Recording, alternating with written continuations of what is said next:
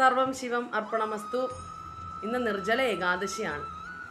വിഷ്ണു പ്രീതിക്കായിട്ട് ഓരോ കൃഷ്ണഭക്തരും അനുഷ്ഠിക്കുന്ന വ്രതമാണ് ഏകാദശി വ്രതം എന്ന് പറയുന്നത്. അതുപോലെ തന്നെ ഭഗവാൻ ഏറ്റവും പ്രിയപ്പെട്ട ദിവസമാണ് ഏകാദശി ദിവസവും എന്ന് പറയുന്നത്.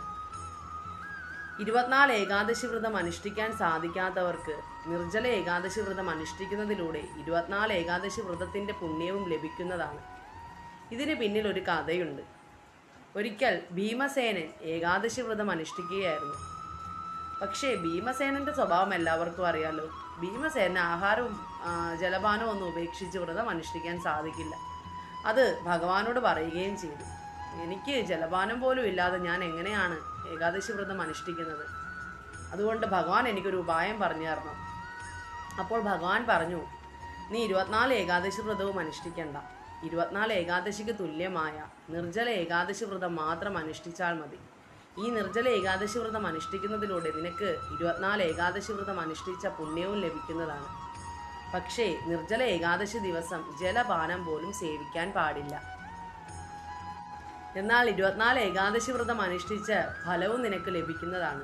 ഇത് കേട്ട് ഭീമസേന സന്തോഷമായി. കാരണം 24 ഏകാദശി വ്രതം അനുഷ്ഠിക്കേണ്ട,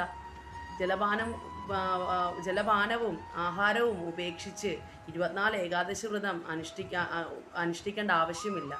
നിർജ്ജല ഏകാദശി വ്രതം മാത്രം അനുഷ്ഠിച്ചാൽ മതി എന്ന കാര്യം ഭഗവാൻ പറഞ്ഞപ്പോൾ ഭീമസേന അതിയായ സന്തോഷമായി.